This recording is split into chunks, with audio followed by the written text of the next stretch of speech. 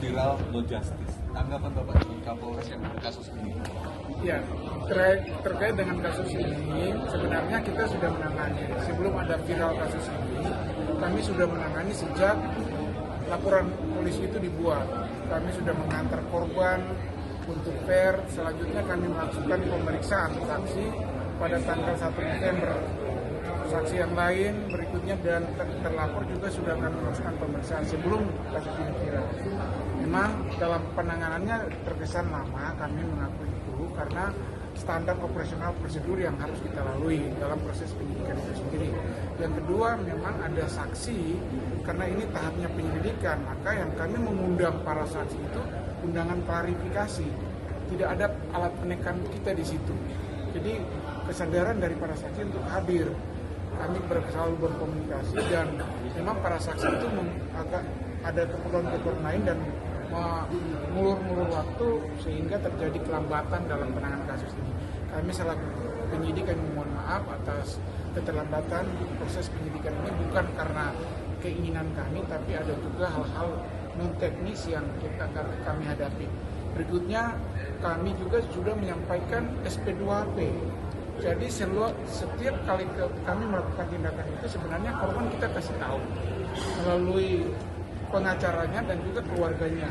Memang kami tidak memberitahu langsung kepada korban karena kita menghubungi keluarga korban dan juga pengacaranya. Kita memberikan SP2P. Itu yang mungkin kita dapat kami sampaikan. Selanjutnya saat ini kasus sudah di tahap penyidikan dan tersangka sudah ditahan. Selanjutnya langkah kami adalah menyelesaikan melengkapi berkas perkara dan kami berkoordinasi untuk mengirim dengan JPU untuk secepatnya kita mengirimkan berkas perkara. Pak, tadi dalam LDP ada masukan dari Purnawirawan Polri, Pak Riwanto yang pernah menjabat sebagai Humas, pernah menjabat sebagai Kapolda. Masukannya adalah tadi kenapa terlalu lama? Bapak diusulkan bisa selesai sebenarnya 3-5 hari. Ini prosesnya lebih dari sebulan. Tanggapan Anda? Memang kalau kita melihat ending daripada kasus ini, kalau kasus ini viral dengan alat bukti yang ada itu cepat, bisa cepat. Karena pada saat pelaporan yang terjadi pada tanggal 18 Oktober kepada pihak Polres Metro Jakarta Timur itu tidak diberikan keterangan ataupun dilampiri dengan foto-foto dan video yang viral saat ini. Jadi kami menanganinya layaknya kasus-kasus pidana umum biasa lainnya. Jadi butuh proses tahap penyidikan sampai upaya-upaya hukum yang harus kita lakukan. Jadi itu yang kami sampaikan, kalau memang ada bukti yang seperti viral ini, kasus ini kan cepat. Ketangannya pasti cepat, karena awal mulanya itu tidak dilengkapi dengan bukti-bukti foto dan juga video yang sekarang viral. Bukti visum sendiri ada nggak pas sama laporan?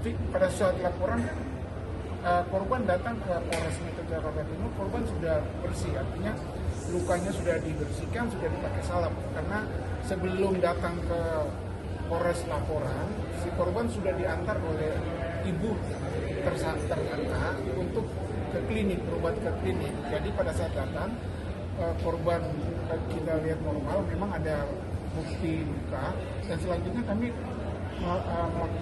mengantar korban untuk visum.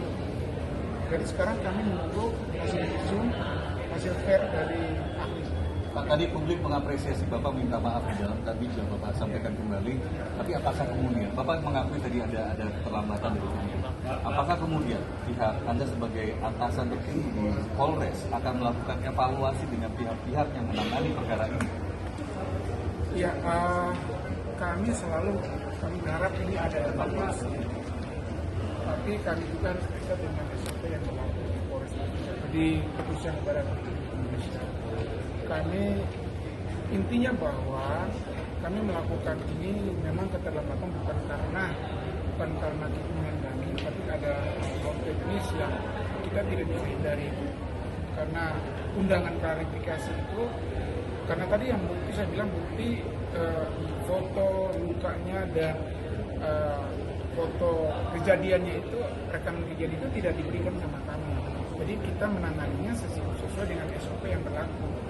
Jadi, Pak, saya untuk permintaan Komisi 3 agar tidak memberikan penahanan alasan keterbelakangan mental, kemudian juga pemeriksaan ahlinya bagaimana kepada Pak? oh, jadi terkait dengan hal itu kan penyidik tidak bisa menilai ataupun memvonis hal seperti itu. Yang menilai adalah hakim nanti. Kami pihak penyidik hanya memproses dan kami akan melakukan pemeriksaan, mengajukan ke ahli untuk melakukan pemeriksaan terkait dengan kondisi psikologis dan lain-lainnya terhadap si tersangka.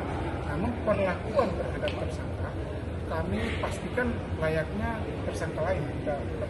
Adalah yang Anda sebut tadi foto yang telah disampaikan itu, kenapa nggak pihak Anda yang Iya. memintanya? Dari awal memang apa tidak diminta kepada pelapor untuk melengkapkan bukti itu gitu. Kami kan dalam berita acara itu kan ada pertanyaan terakhir sebelum penutup itu kan pasti ada pertanyaan, apakah dalam pemeriksaan ini ada keterangan lain yang akan saudara berikan selain keterangan yang sudah saudara berikan. Disitulah harusnya kan penyidik memberikan peluang kepada si saksi ataupun korban pelapor untuk menyampaikan apa yang dia punya kepada kami.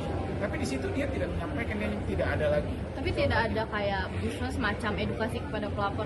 Anda bisa melengkapi dengan bukti video atau foto misalnya kepada diberitahu kepada pelapor gitu. Yang viral itu sempat diminta nggak, Pak? Kami sudah meminta, tapi tidak diberikan.